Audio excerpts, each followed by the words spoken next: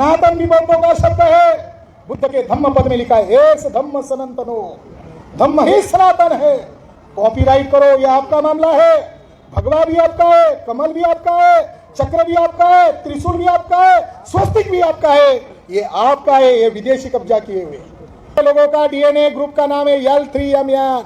हमारे लोग जय माता जी जय संतोषी लिखते हैं, अपने गाड़ी पर L3 यमयान लिखना शुरू करो ताकि लोगों को पता चले, क्योंकि मीडिया नहीं दिखा रहा है। आपका गाड़ी तो आपका प्रचार करने का साधन है, L3 यमयान जय मूल निवासी। तो लोग अगर बोलोगे आरएसएस आतंकवादी संगठन है, कानूनन कोई अपराध नहीं है। क्यों अपराध नहीं है? आरएसएस के 3 लोगों को आजीवन कारावास हुआ है हाई कोर्ट के जजमेंट के आधार पर। आरएसएस आतंकवादी संगठन है। मिश्रा साहब ने आप सभी लोगों को मैसेज दिया है, हम लोग कार्यक्रम नहीं कर रहे, हम जन आंदोलन की तैयारी कर रहे हैं। और जन आंदोलन में बोध गया है, जन आंदोलन में हर एक 84,000 बौद्ध विहार है।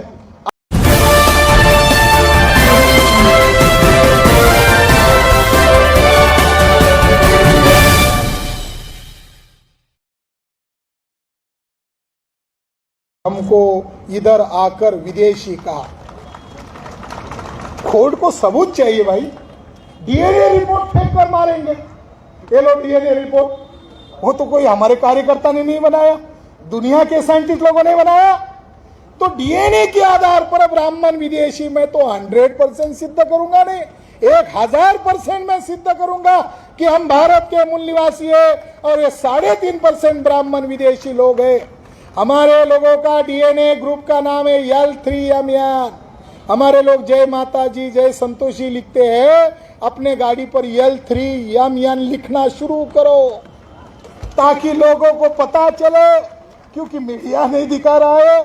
आपका गाड़ी तो आपका प्रचार करने का साधन है, L3 यमयान जय मूल निवासी।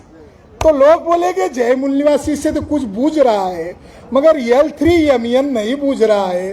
तो गाड़ी वाले को पूछेगा L3 यमयान क्या है बाबू, तो आप उसको बताओगे आपको ब्राह्मणों ने बुड़बक बनाया है, आपको हिंदू कहता है मगर छल करता है। आप मूल निवासी हो और ब्राह्मण विदेशी है। ब्राह्मण के डीएनए ग्रुप का नाम R1A1, हमारे डीएनए ग्रुप का नाम L3 यमयान, ब्राह्मण के डीएनए ग्रुप का नाम R1A1। मैं डीएनए आपको क्यों बता रहा हूं? डीएनए के आधार पर अगर ब्राह्मण विदेशी सिद्ध हो चुके हैं तो भारत के किसी भी भूभाग पर विदेशी ब्राह्मणों का कब्जा हम बिल्कुल बर्दाश्त नहीं करेंगे। बौद्ध धर्म मूल निवासी लोगों का धर्म है। बुद्ध भी मूल निवासी बोलते थे। बुद्ध पहला आदमी है जिसने जय मूल निवासी का उद्घोष किया। पहला आदमी है धरती पर कि बुद्ध ने जय मूल निवासी का उद्घोष किया। अजात शत्रु को बिंबिसार अजात शत्रु को मिले तो बुद्ध का पाली में सुत्त में निकेतनी, बुद्ध पाली में कहते हैं कि मैं भी इस गणराज्य का निकेतनी हूं, यानी मूल निवासी हूं। बुद्ध ने मूल निवासी का घोष किया।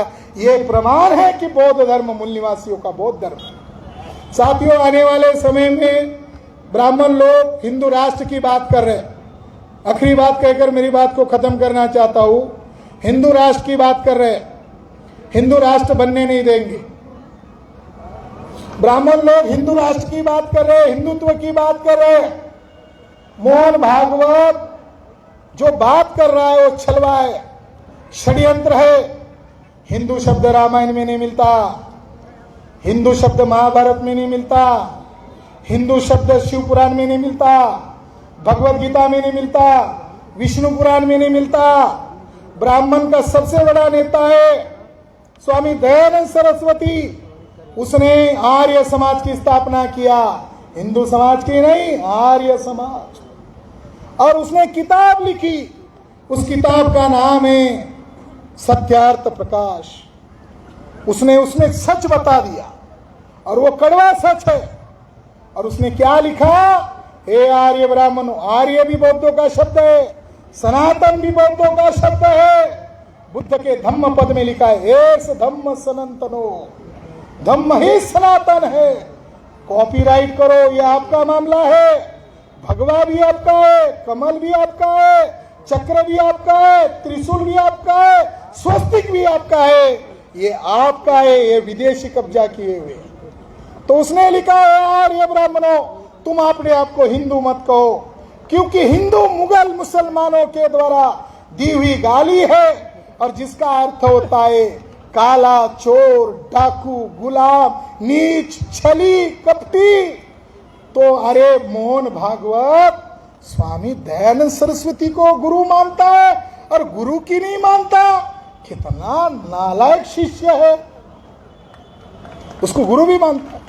उसकी शताब्दी हुई, शताब्दी मनाई पिछले महीने में। तो हिंदू राष्ट्र के नाम पर ब्राह्मण राष्ट्र बनाना चाहते हैं, मंदिरों के नाम पर बौद्धों की विरासत पर कब्जा करना चाहते हैं। और मैं यहां ऐलान कर रहा हूं इस मौके पर कि ये जो बौद्ध विहार का जो जगह है और उसके ऊपर जगन्नाथ टेम्पल बनाया, ये जगन्नाथ टेम्पल की वजह से 2013 में बोध गया में बम ब्लास्ट हुआ है। याद रखो, ये टेम्पल बनाने के नाम पर और इन्होंने बम ब्लास्ट करवाया। 2013 में बम ब्लास्ट करवाया। कैसे करवाया? एक महाराष्ट्र का आईजी है जिसका नाम है एसएम मुशर्रफ साहब, आईजी है, और उन्होंने किताब लिखी है। इसको हर एक बौद्ध भिक्षुओं ने पढ़ना चाहिए, बौद्ध उपासकों ने पढ़ना चाहिए। और इसमें उन्होंने प्रूव कर दिया बम ब्लास्ट किसने करवाया। इस किताब का टाइटल है ब्राह्मण बॉम्ब्ड एंड मुस्लिम हैंग्ड। बम फोड़े ब्राह्मणों ने और सूली पर चढ़ाए गए मुसलमान। इसमें जो जानकारी दी उन्होंने, 7 जुलाई 2013 को जो श्रृंखलाबद्ध बम ब्लास्ट हुए, एक बम ब्लास्ट नहीं हुआ, श्रृंखलाबद्ध बम ब्लास्ट हुए। इसमें क्या मिला? तो इसमें गुप्त सूचना के आधार पर यहां पुलिस को जानकारी मिली कि विनोद मिश्री नामक एक व्यक्ति हिरासत में लिया गया। अब विनोद मिश्री कौन था? जो 12 चट्टी ब्लॉक का रहने वाला था, और उसके पास साधु का एक चोला मिला, कागज का टुकड़ा मिला, और जिस पर कुछ मोबाइल नंबर और डायरी मिली।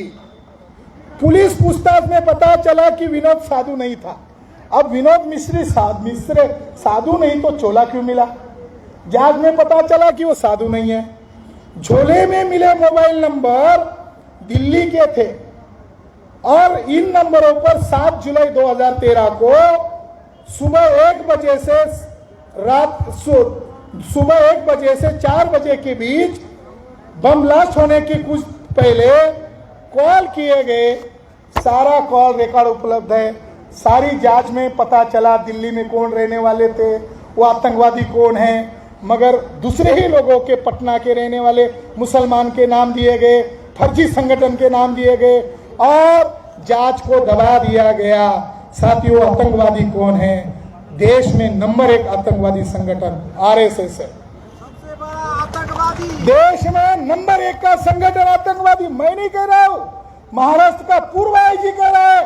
देश में सारे बम ब्लास्ट ब्राह्मणों ने करवाए, और Ajmer Sharif bomb blast case में आरएसएस के 3 ब्राह्मणों को आजीवन कारावास हुआ है। इस आधार पर आप अगर बोलोगे आरएसएस आतंकवादी संगठन है, कानूनन कोई अपराध नहीं है। क्यों अपराध नहीं है? आरएसएस के 3 लोगों को आजीवन कारावास हुआ है।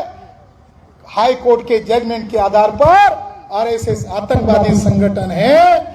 हम लोग इस बुद्धिस्ट इंटरनेशनल नेटवर्क के माध्यम से भारत के लोगों को ही नहीं, दुनिया के तमाम बौद्ध राष्ट्रों को अपील कर रहे हैं कि बौद्ध गया के आसपास जो मंदिर बनाकर कब्जा किए हुए हैं, भविष्य में भी यहाँ अघटित कार्य हो सकता है। क्योंकि वहां क्या हो रहा है कोई जांच नहीं, वहां क्या हो रहा है कोई मालूम नहीं, वहां कितना पैसा आ रहा है कोई ऑडिट नहीं। तो सारा राष्ट्रद्रोही कार्य बौद्ध गया में क्यों चल रहा है? तो साथियों, आने वाले समय में 2 लाख लोगों का जो मोर्चा बौद्ध गया की धरती पर बिहार से लेकर आने वाले हैं, उसमें हमारी जायज मांग है और इसके पुरातात्विक सबूत है। तो आने वाले समय में आप इस विरासत को बचाने के लिए साथ सहयोग देंगे, ये आशा और अपेक्षा है। ये हमारा पहला प्रोग्राम है। हमने 2017 से शुरू किया। 2000 लोग आते थे, लॉकडाउन आया, ब्रेक हो गया। अब ये पंडाल भी बैठने के लिए कम हो रहा है। आने वाले समय में पंडाल नहीं रहेगा, हम खुले में बैठेंगे। हमारा बुद्ध ब्राह्मणों के नियंत्रण में, और हम फैन के पास बैठे, हम छाव में बैठे हुए हमारे बुद्ध को आजाद करने के लिए ये पूरा ग्राउंड आने वाले समय में भराने का हम संकल्प लेते हैं। और यहां से महंत की कोठी पर मोर्चा लेके जाएंगे। गया का कलेक्टर की जिम्मेदारी है, अगर वो बीटीएमसी का हेड है तो उसकी भी जिम्मेदारी है गया के कलेक्टर की कि महंत के कोठी में बुद्ध के मूर्तियां क्यों है। अरे तुम बीटीएमसी का हेड हो, महंत का नौकर थोड़ी हो, तुम्हारा भी काम है 100 मूठी हो। बीटीएमसी की भी जिम्मेदारी है कि महंत की कोठी की खुदाई करे और सारे बौद्ध मूर्तियों को बोध गया संग्रहालय में स्थापित करे। अगर वो नहीं करते हैं तो आने वाले अशोक विजयादशमी के पहले पहले हम लोग यहाँ पर आएंगे और उनके गुंडागर्दी के कानून की हमें कोई जरूरत नहीं है। डीएनए के आधार पर ब्राह्मण विदेशी है। अब ये आजादी का आंदोलन छिड़ गया है, ये आजादी लेकर ही हम दम लेने वाले हैं। इतनी बात कहकर मेरी बात को मैं विराम देता हूँ। आज माननीय वामन मेश्राम जी का यहाँ आना तय था, मगर राष्ट्रीय लेवल का बड़ा कार्यक्रम नागपुर में दिसंबर में भामसेब का राष्ट्रीय अधिवेशन 24 दिसंबर से होने वाला है 5 दिन, तो उनका जरूरी काम नागपुर में होने के कारण वो यहाँ आज नहीं उपस्थित रहे। उन्होंने मुझे आप सभी लोगों को ये मैसेज देने के लिए कहा है, हम कोई कार्यक्रम नहीं कर रहे, हम एक बड़ी लड़ाई की तैयारी कर रहे हैं। मेश्राम साहब ने आप सभी लोगों को मैसेज दिया है, हम लोग कार्यक्रम नहीं कर रहे, हम जन आंदोलन की तैयारी कर रहे हैं। और जन आंदोलन में बोध गया है, जन आंदोलन में हर एक 84,000 बौद्ध विहार है। आप लोगों को ये भी जानकारी नहीं होगी कि सम्राट अशोक इतना बड़ा राजा था। मैं संघ दान करने गया था, इतना बड़ा राजा था, पूरा राज्य भिक्षु संघ को देता था। तो सम्राट अशोक 84,000 विहार क्यों बनाए? 1 लाख क्यों नहीं बनाया? 2 लाख क्यों नहीं बनाया? आप लोगों को मालूम है, मगर आप लोग इनको बताते भी नहीं है, इसलिए उनको लगाव भी नहीं लगता। साथियों, सम्राट अशोक ने 84,000 विहार की बजाय 84 लाख विहार बना सकता था, मगर 84,000 क्यों बनाए? क्योंकि शाक्य मुनि तथागत भगवान गौतम बुद्ध ने 80 साल की उम्र तक जो वचन गाए, जो सूत्र रचे, वो 84,000 गिनती हुई। प्रथम संगीति में बुद्ध के चले जाने के बाद गिनती हुई। अशोक को मालूम था कि तथागत बुद्ध ने 84,000 वचन बोले, इसीलिए वो 84,000 है। ब्राह्मण ने गीता में इसको 84 लक्ष योनि बनाया। देखो कितना चालाक ब्राह्मण है कि ब्राह्मण को नहीं मानेगा तो 84 लक्ष योनि में जाएगा, ऐसा ब्राह्मण ने कहा है। तो उधर भी 84 क्यों आया? गीता लिखने वाले ब्राह्मण को अशोक राजा मालूम था। तो इस मौके पर आप लोगों को धन्यवाद। जय बुद्धा, जय सम्राट अशोक, नमो बुद्धा। इस चैनल पर दिखाए जाने वाले सभी न्यूज से अपडेट रहने के लिए चैनल को सब्सक्राइब करें और बेल आइकन को दबाना ना भूलें। धन्यवाद।